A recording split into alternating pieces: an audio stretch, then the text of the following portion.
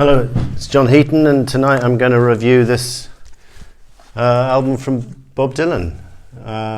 Rather than working my way back chronologically through Highway 61, I already reviewed Bringing It All Back Home, but rather than do another side of and Times They Are Changing, I thought I'd just jump to this album because I think it is my favourite of his first four. Released May the 27th, 1963. And it's just a classic, and only got to number 22 in the US, and it did get to number 1 in England, but interestingly enough not until 1964, so a bit of a delayed reaction from the English. It's just chock-a-block full of classic songwriting, and one has to remember at the time, the Beatles were putting out Please Please Me, and the lyrics were nothing to write home about, and here was Dylan writing these thoroughly meaningful songs and really taking lyric writing to a new level. And I think it inspired, in fact I'm sure it inspired the Beatles, because they picked up on it again quite late in 1964. I think Paul got a copy of this album from a French DJ when they were in Paris, and they listened to it for 3 weeks non-stop. And they all became Lennon said they all became kind of pretty crazy about Dylan, and it's hardly surprising because the songwriting on here, I mean, it's all acoustic, but so I don't play it that often. I prefer his later albums in many ways, but it's hard to argue with this album and this great picture, this great cover picture with his girlfriend Suze Rotolo, filmed in the west side of Greenwich Village, near where they lived, on a cold February morning.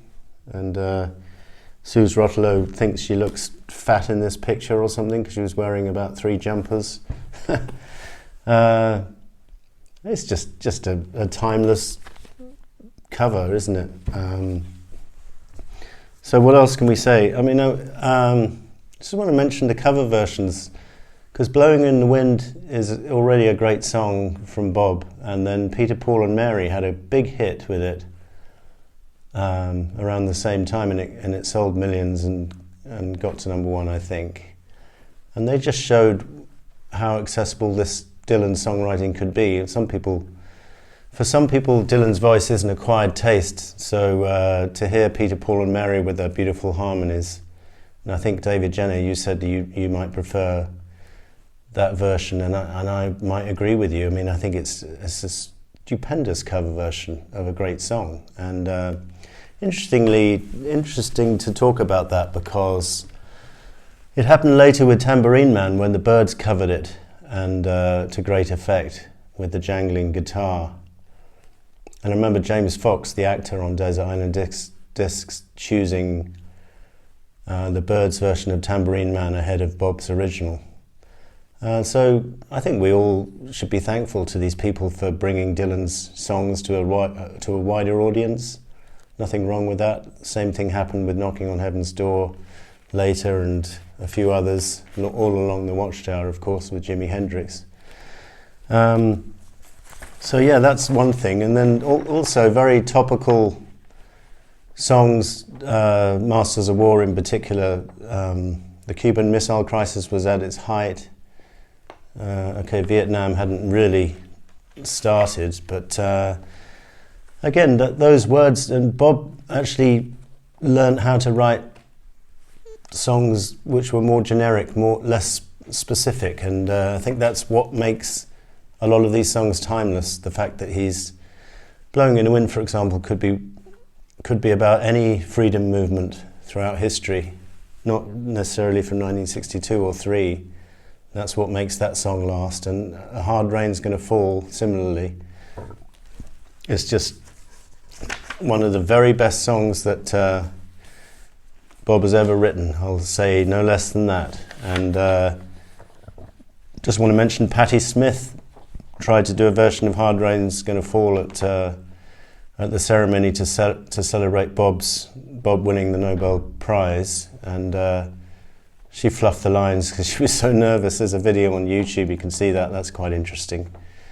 What else can we say? Oxford Town, the song, not about Oxford in England, about the song, the town in Mississippi where a black student was refused admission to the university.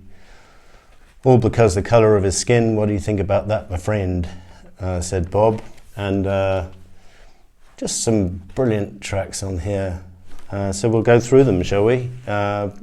Mentioned Blowing in the Wind. Girl from the North Country is one of his top ballads. Just brilliant lyrics. The hair, the long hair, flowing down across her breasts. And he would return to the song on Nashville Skyline with Johnny Cash as a duet. And I'm not sure which version I prefer, but they're both great.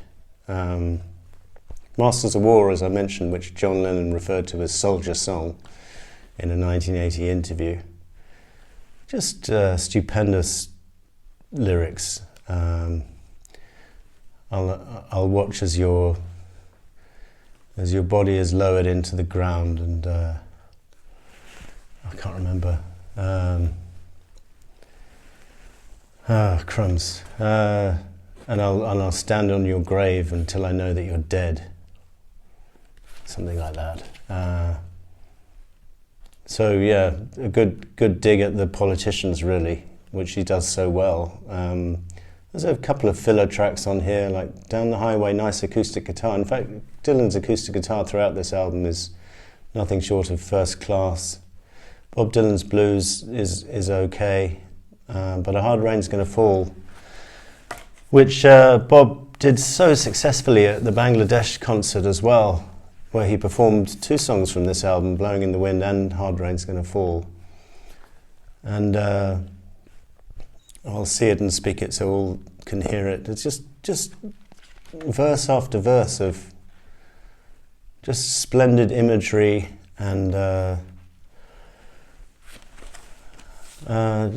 sense of foreboding about what was to come. I think Bob's talking about the possibility of a nuclear holocaust. He's saying, no, it's not atomic rain, it's just a hard rain. It isn't the fallout rain. I mean some sort of end that just got to happen. In the last verse, when I say the pellets of poison are flooding the waters, that means all the lies that people get told on their radios and their newspapers. So that's interesting. What else?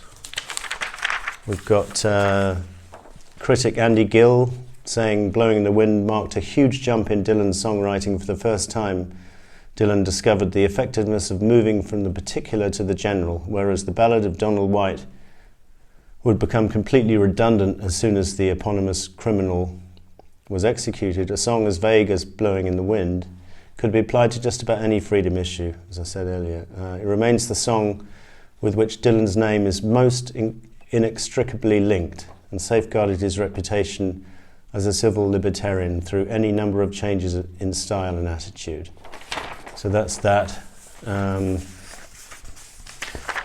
There's a lot of information on Wikipedia about this album. Too much to tell you about, but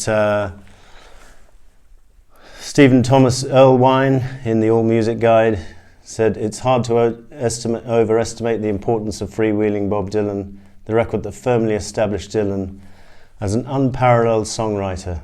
This is rich, imaginative music, capturing the sound and spirit of America as much as that of Louis Armstrong, Hank Williams, or Elvis Presley. Dylan in many ways recorded music that equaled this, but he never topped it. Yeah, well, I would have to agree in terms of songwriting anyway. Then side two opens with Don't Think Twice, It's All Right. And again, very revolutionary in terms of the way the personal lyrics he was writing, so much more effective than the early Beatles, She Loves You, Yeah, Yeah, Yeah.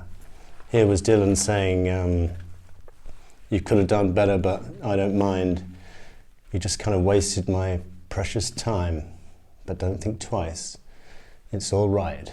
And Bob Dylan's dream is quite amusing. Oxford Town we talked about, and talking World War III blues, again, very topical because of there's some debate about whether this was written before the Cuban Missile Crisis or after, but that style of songwriting was inspired by Woody Guthrie, I think, the talking blues track and type of song. And he did this to great effect on, there's a few outtakes like on Bootleg Series 1 to 3, like Talking Bear Mountain Picnic Blues, which is absolutely hilarious. And here it's pretty gripping. Corinna is okay, but not so good. Honey, Just Allow Me One More Chance, again, not brilliant. But then the album finishes with I Shall Be Free. I Shall Be Free, yeah.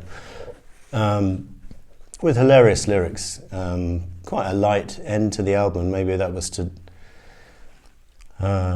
deflect from the rather serious message of the rest of the album.